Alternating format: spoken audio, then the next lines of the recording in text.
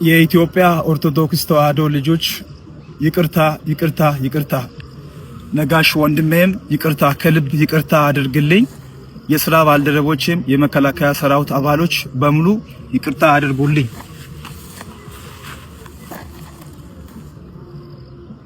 ዶክተር ጸጋዬ መንገሻ ከመኪና አደጋ ህይወቱ ተርፏል። ሆስፒታል እንደሚገኝ ዛሬ በ15 በለጠፈው የቲክቶክ አካውንቱ ላይ ገልጾልናል። በነበረው ነገር በሰራውት ቪዲዮ ከፍተኛ ጫና ቤቴ ላይ ተመላልሶ ህዝቡ ሲመጣ አይ ሌላ ነገር ከመፈጠሩ ብዬ በዶልፊን ተጭኜ ጉዞ ወደ ሌላ ሀገር መጓዝ ጀመርኩኝ። ነገር ግን ከሲኖ ጋር ተጋጅቶ ብዙዎች ተጎዱ። እኔም እጅና አንገቴ ላይ አደጋ ደርሶብኝ በአሁን ሰዓት ገና መንቃቴ ነው ይለናል። የኢትዮጵያ ህዝብና የኢትዮጵያ ኦርቶዶክስ ተዋሕዶ ቤተክርስቲያን ነጋሽ በዳዳን ይቅርታ መጠየቅ ፈልጋለሁ። እኔ የኢትዮጵያ ህዝብ ሞት ይፍረድብኝ ከፈለገ ልክ ሲሻለኝ እጄን መጥቼ ለሚመለከተው አካል እሰጣለሁ። እኔ አብረውኝ በትግል ከሞቱት ወንድሞቼ አይበልጥብኝም። የሚፈረድብኝም ፍርድ በጸጋ እቀበላለሁ። ለምክር ብዬ ነበር የሰራሁት ይለናል። ደግሞ መሃል ላይ ትንሽ ቀልቀል የምትል ነገር አለችው። እኔ ግን አንድ ነገር ለማለት ፈለኩኝ። የምትቆፍሩት ጉድጓድ በጣም ጥልቅ አታርጉት፣ የሚገባበት አይታወቅምና ይላሉ። እንዲሁም እግዚአብሔር ተዋጊ ነው፣ ስሙም እግዚአብሔር ነው ይለናል።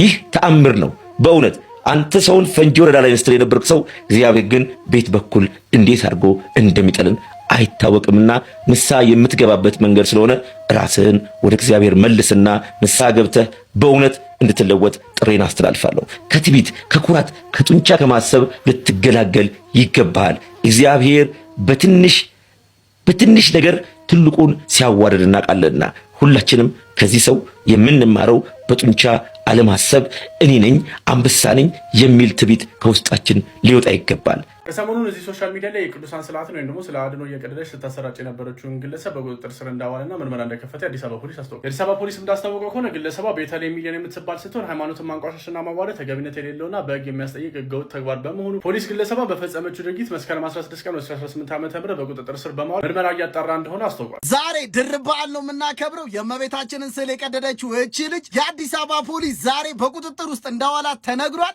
ግባ ግባ ግባ ግባ። እንኳን አደረሳችሁ ኦርቶዶክሳውያን። በስመ አብ በወልድ ወመንፈስ ቅዱስ አሐዱ አምላክ አሜን። በአንዲት ቤተ ክርስቲያን እናምናለን፣ አምነንም እንገዛለን። የሚቃወሟትን ሁሉ እንቃወማለን። ወስብሐት ለእግዚአብሔር አሜን። የመጀመሪያው ችግር እግዚአብሔርን የማያውቁ ሰዎች ካህናት ይሆናሉ።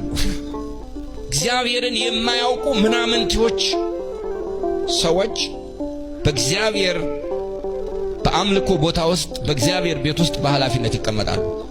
የኤሊ ልጆች ምናምንቴዎች ነበሩ፣ እግዚአብሔርንም አያውቁም ነበር ይላል። ካህናት ነበሩ፣ ግን ምን አይሉም ነበር? አቤት አስቡ እንግዲህ እግዚአብሔርን የማያውቅ ካህን አገልጋይ የሆነበት የእምነት ቦታ ምን ያህል ድቅድቅ ጨለማ እንደሆነ እዚህ ያለን ሁላችን አብረን እንመልከት።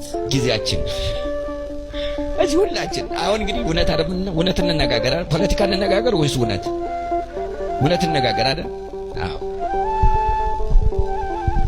እውነት እንነጋገር ከተባለ አስፈሪ ነው። አንድ አይነት ነው የሚሆነው። ብዙ አገልጋዮች እግዚአብሔርን ዕውቀት ቢኖራቸውም እግዚአብሔርን የማያውቁ ሰዎች አሉ። አዋቂዎች ሊሆኑ ይችላሉ፣ ግን እግዚአብሔርን የማያውቁ ሰዎች አሉ።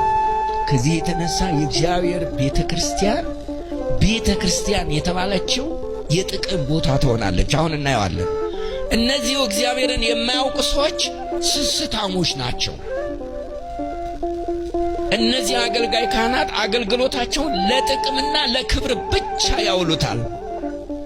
በዚህም ምክንያት አገልጋዮቹ ራስ ወዳዶች ስስታሞች ስለነበሩ የእግዚአብሔርን ድርሻ እና የራሳቸውን ድርሻ አይለዩም። ለእግዚአብሔር ክብር የሚውለውን የመስዋዕት ጉዳይ መጀመሪያ ራሳቸው ይወስዳሉ። ስለዚህ ራሳቸውን የሚያስቀድሙ ናቸው ማለት ነው። የእነሱን ድርሻ ሳይለዩ ሁሉንም ለራሳቸው ብቻ ያደርጉታል። መጽሐፈ ሳሙኤል እንዲህ ይልልናል። የካህናት ልምድ በሕዝቡ ዘንድ እንዲህ ነበረ። ሰው ሁሉ መስዋዕት ሲያቀርብ ስጋው በተቀቀለ ጊዜ የካህኑ ሎሌ ይመጣ ነበር። በእጁም ሶስቱ ቀደም ስትማሩ ነበር። ብፁዕ አባታችን አቡነ ማርቆስ ይህን ሲገልጹት ነበር። ሰው ሁሉ መስዋዕት ሲያቀርብ ስጋው በተቀቀለ ጊዜ የካህኑ ሎሌ ይመጣ ነበር። በእጁ 3 ጣት ያለው ሜንጦ ነበረ። ወደ ድስቱም ወይም ወደ ምንቸቱ ወይም ወደ አፍላሉ ወይም ወደ ቶፋው ይሰድ ነበረ። ሜንጦ ያወጣውን ሁሉ ካህኑ ለእርሱ ይወስድ ነበር። ወደዚያ በመጡት በእስራኤላውያን ላይ በሴሎ እንዲህ ያደርጉ ነበር። ወስደው ያ ነገር የዘረፈውን ነገር ዘርፈው ለራሳቸው ያደርጉ ነበር። ይሄ መብቱ የፈቀደላቸው ናቸው። ነገር ግን ከዚህ የከፋ ደግሞ ያደርጉ ነበር። ስልጣናቸውን ለጥቅማቸው ብቻ ያንን ክህነቱን ለጥቅም ብቻ ያውሉት ነበር። ጨለማ ዘመን እንደዚህ ነው የሚሆነው። መንፈሳዊነት ይጠፋና የእግዚአብሔር ቤት የአምልኮ ቦታ የጥቅም ቦታ ብቻ ይሆናል። አገልጋዮች ደሞዝተኞች ብቻ ይሆናሉ። አገልጋዮች፣ ዘማሪያኑ፣ ሁሉም የሚያገለግሉ ሰዎች ከሚያገለግሉት ነገር ጥቅም ለማግኘት እንጂ ለክብር ወይም ደግሞ የአገልጋይነት ሳይሆን የተቀጣሪነት መንፈስ በማህበረሰቡ ይኖራል። የትም ቦታ ሄዱ ስንት ነው ደሞዝ ነው የሚጠይቅ? እንዴት ነው አገልግሎት? ተያዘች አሉ። ተከባብረን ከምንኖረው ሰዎች ጋር እያያዘችን ተያዘች አሉ። ወንድማችን እንዲታሰር ምክንያት የሆነችው ተያዘች አሉ። በእሷ ስር ተተክተው ሌሎቹ እንዲቀዱ አራያ የሆነችው ተያዘች አሉ። መስቀል አደባባይ እንኳን ድንግል ማርያምን ይዘን እንዳንወጣ ምክንያት የሆነችው ጥሩ ነው መያዙ፣ ግን ትክክለኛ ቅጣት ይገባታል። በቃ የሰማዩን እሱ ይቀጣታል፣ የምድሩ ግን ሌላው መማሪያ ትሆን ዘንድ ትክክለኛ ፍርድ፣ ትክክለኛ ቅጣት ይገባታል። ያኔ ሕግንም ሕግ አስከባሪዎቹንም ወጥተን እናመሰግናለን።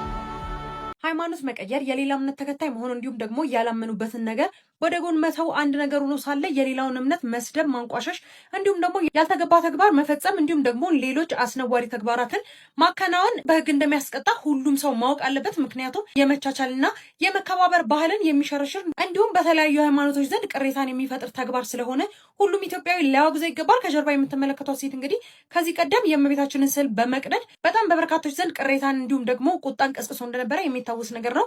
አሁን በዚህ ሰዓት በቁጥጥር ስር በመዋሏ እንግዲህ እጅግ ደስተኞች ነን። እንዲሁም ደግሞ በርካቶች ደስታቸውን የገለጹ ይገኛሉ። በተመሳሳይ ከጀርባ የምትመለከቱት ይህ ግለሰብም እንግዲህ እሷ ይህንን ድርጊት ከፈጸመች በኋላ እንግዲህ በድጋሚ በግዴለሽነትና መከባበር በማይታይበት ሁኔታ በድጋሚ የኦርቶዶክስ እምነት የሚያምኑበትን ምስለ ስዕላት በመቅደድ እንዲሁም ደግሞ በተለያዩ ሶሻል ሚዲያዎች ላይ በማሰራጨት ተመልክተናል ማለት ነው። በተመሳሳይ ይህም ሰው በቁጥጥር ስር እንዲውልና የማያዳግም ቅጣት እንዲቀጡ ስል በድጋሚ ጥሪ ማስተላለፍ ፈልጋለሁ። ይህ ሀሳብ የብዙ ኢትዮጵያውያን ሀሳብ እንደሆነ ተስፋ አድርጋለሁ። በአዲስ መረጃ መልሳለሁ። በዚህ ሀሳብ የምትስማሙ ሰዎች ኮሜንት ላይ ሀሳባችሁን አስቀምጡልኝ። መልካም ምሽት። በስመ አብ ወወልድ ወመንፈስ ቅዱስ አሐዱ አምላክ አሜን። እግዚአብሔር ይመስገን፣ እግዚአብሔር ይመስገን፣ እግዚአብሔር ይመስገን። ሰበር ዜና! ልጅቱ በቁጥጥር ስር ዋለች። ምንም እንኳን የመስቀል ደመራውን በደስታ ባናከብር ማለት ነው። ከዛ ስንመለስ ልጅቱ የአዲስ አበባ ፖሊስ ማለት ነው መግለጫ ሰጥቷል። አሁን ላይ ልጅቱ በህግ ቁጥጥር ስር ውላለች። አሁንም ቢሆን ሼሁ የአባን ቤት አሳድሰውላቸዋል። ሼህ ሰይድ መሐመድ በቦሌ ቡልቡላ መንገድ ላይ ያለው የጃዕፋር መስጊድ ዋና አስተዳዳሪ ናቸው። እናም ቤታቸው ፈርሶ ጎርፍ እየገባ መተኛና መቀመጫ ያጡትን የአባን ቤት በጁምዓ ቀን በጃዕፋር መስጊድ የሚሰግዱትን ሰዎች በማስተባበር 33,000 ብር ወጪ በማድረግ ቤታቸውን አድሰው ፍራሽና ብርድ ልብስ ገዝተው ከላይ በምትመለከቱት መልኩ በአማረ መልክ ቤታቸውን በማሳደስ ቀሪ ዕድሜያቸውን በሰላም እንዲኖሩም አድርገዋቸዋል። እናም ይህ ሼህ ያደረገው ነገር በርካታ ኢትዮጵያኖችን ማስደስቷል። ይድረስ ለህግ አካላት። ምንም እንኳን ፕሮቴስታንት ሙስሊም ብትሆኑ ይህ ጉዳይ የእናንተም ጉዳይ ነውና ሃይማኖት እኩልነት ይስፈን የምትሉ ሰዎች ለሚመለከቱ አካላት ይህን ቪዲዮ በደንብ ሼር እያደረጋችሁልኝ እንድታደርሱና ይህ ግለሰብ ስላደረገው ድርጊት አስፈላጊውን ቅጣት እንዲቀጣ እንድታደርጉልኝ እፈልጋለሁ። በማህበራዊ ትስስር ገጽ ይህ ግለሰብ እንደምትመለከቱት የቅድስት ድንግል ማርያምን ስዕል እንደምትመለከቱት እየቀደደና ብዙዎችን ከሃይማኖት ለማጋጨት እየሞከረ እንደሆነ ብዙዎችን እያስቆጣ ነው የሚገኘው። ይህን ቪዲዮ በደንብ ሼር ኮፒ ሊንክ እያደረጋችሁልኝ ኮመንት ላይ ይህን ግለሰብ በቁጥጥር ስር እንዲውልና ይህ ግለሰብ ስላደረገው ድርጊት አስፈላጊውን ኮመንት እንድጽፉ ፈልጋለሁ።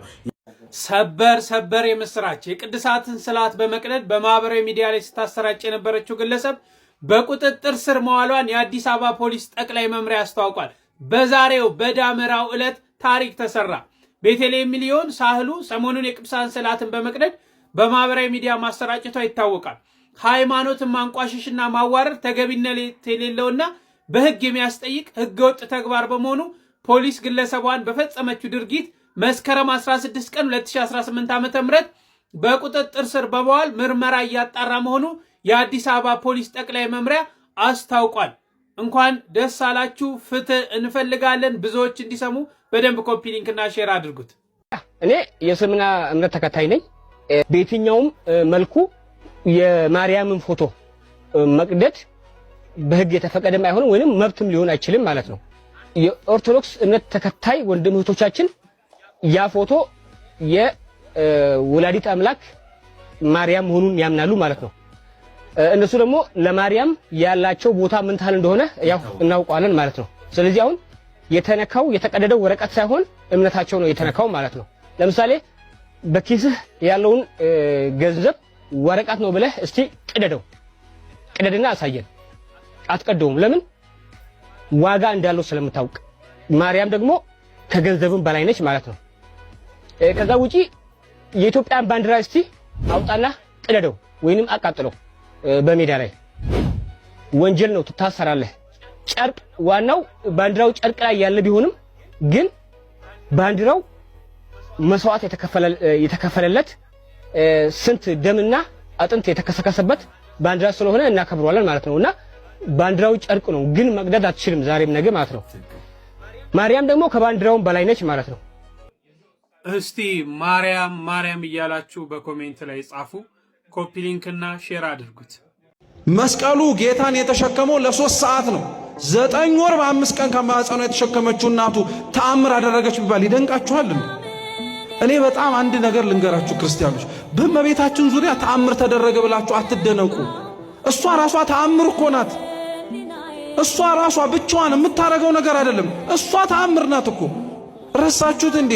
ትንቢተ ኢሳይያስ ምዕራፍ 7 ቁጥር 14 ላይ እኮ ድንግል በድንግልና ጸንሳ በድንግልና ትወልዳለች፣ ስሙንም አማኑኤል ትለዋለች። ትርጓሜውም እግዚአብሔር ከኛ ጋር ሆነ ብቻ እኮ አይልም። እነሆ እግዚአብሔር የዘመኑ ፍጻሜ በደረሰ ጊዜ ምልክት ይሰጣችኋል ነው። እስኪ ምልክት ይሰጣችኋል ይሁን። ምልክት ማለት በግዕዝ እኮ ተአምር እኮ ነው። የዘመኑ ፍጻሜ በደረሰ ጊዜ ላይ ያየናት ተአምር እሷ እኮ ናት። ሌላ ነገር አትፈልጉ ክርስቲያኖች፣ እውነቴን ነው የምላችሁ። እሷ ራሷ ተአምር ናት። እሷ ልታደርገው ስለምትችለው ነገር ታስባላችሁ? እሷ ራሷ መኖሯ ተአምር ነው። መራመዷ እዚህ መሬት ላይ ድንቅ ነው። መወለዷ ለዚህች ዓለም በጣም የማይመጥን ነገር እኮ ነው። እንደው እግዚአብሔር ለኛ ድህነት አስቦ ካልሆነ በቀር። በአሁኑ ሰዓት የአዲስ አበባ ፖሊስ የቅድስት ድንግል ማርያምን ስዕል አድኖ የቀደደችውን ግለሰብ በቁጥጥር ስር አውሎ ምርመራውን መጀመሩን አሳውቋል።